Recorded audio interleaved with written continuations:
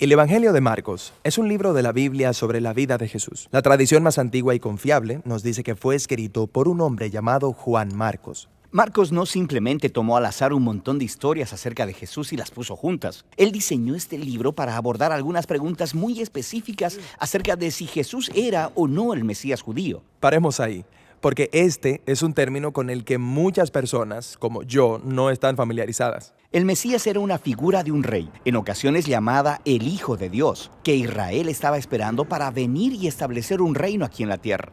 En los tiempos de Jesús, Israel estaba ocupada por Roma.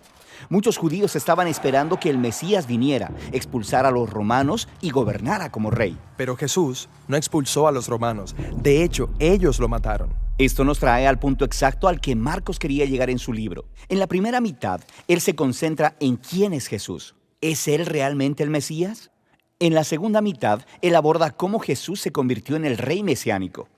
Justo en el medio del libro está una historia fundamental que une las dos mitades y en la que Jesús responde ambas preguntas.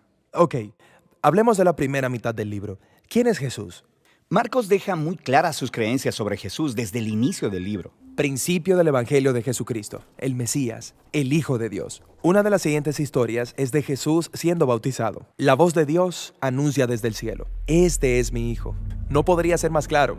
Está presentando a Jesús como el Mesías. Sí, pero mientras lees la primera mitad de Marcos, notarás que algo realmente interesante comienza a suceder. Jesús anda sanando a todas estas personas y constantemente les dice que mantengan el secreto de quién es Él.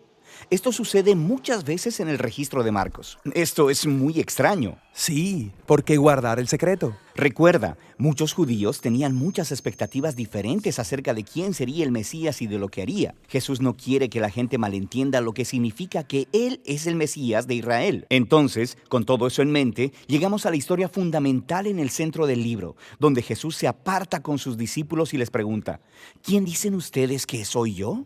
Pedro le dice lo que todo el mundo ha estado diciendo: tú eres el Mesías, el Hijo de Dios. Pero luego sucede algo nuevo, porque Jesús comienza a explicarles cómo es que Él se convertiría en el rey mesiánico. No es lo que ellos esperaban. Él dice que sufrirá y morirá, y gobernará convirtiéndose en un siervo, o en sus propias palabras: el Hijo del Hombre no vino para ser servido, sino para servir y para dar su vida en rescate por muchos. Pedro se sobresalta al escuchar esto. Él reprende a Jesús porque no hay forma en que él dejará que Jesús muera. Jesús le responde: quítate de delante de mí, Satanás. Algo verdaderamente intenso. Realmente lo es, pero resalta lo importante que era para Jesús que sus discípulos entiendan quién Él realmente es. Y entonces, aquí en esta sección fundamental, Jesús trata de tener esta conversación con ellos en 3 diferentes ocasiones. Cada vez, ellos responden confusos y con miedo. Ok, esto nos lleva a la segunda mitad del libro, donde Marcos aborda la pregunta sobre cómo Jesús se convierte en el rey mesiánico. Es la última semana de la vida de Jesús. Él va a Jerusalén, entra en conflicto con los líderes religiosos y es arrestado. Lo llevan a juicio como alguien que está pretendiendo ser el rey de los judíos. Hasta le dan una corona y una capa púrpura, como las de un rey, pero todo es un chiste cruel. Luego se burlan de él. Lo golpean y lo cuelgan de una cruz, donde muere.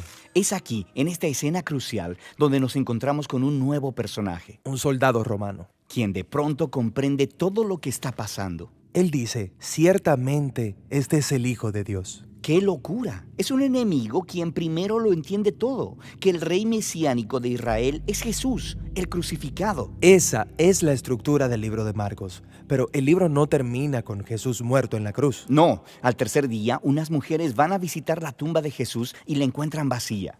Hay un ángel parado en ella que les instruye a que vayan y den las buenas noticias de que Jesús se levantó de entre los muertos. Pero en lugar de ello, ellas salen corriendo y no le dicen a nadie porque tienen miedo. Y así es como termina el libro. Lo cual es un final abrupto. Sí, es tan abrupto que escribas posteriores le agregaron un final que da cierre a la narración. Encontrarás que esa porción en tu Biblia tiene una nota al pie que indica que fue añadido mucho tiempo después. Pero Marcos es un narrador brillante. Él intencionalmente concluyó el libro de manera abrupta. A través de todo el libro, los discípulos han estado confundidos con el plan de Jesús de entregar su vida, con la historia en medio del libro y ahora con el final. Y es como si Marcos estuviera reconociendo cuán abrumadora es esta declaración de Jesús. Él quiere que tú, el lector, luches con ella por ti mismo.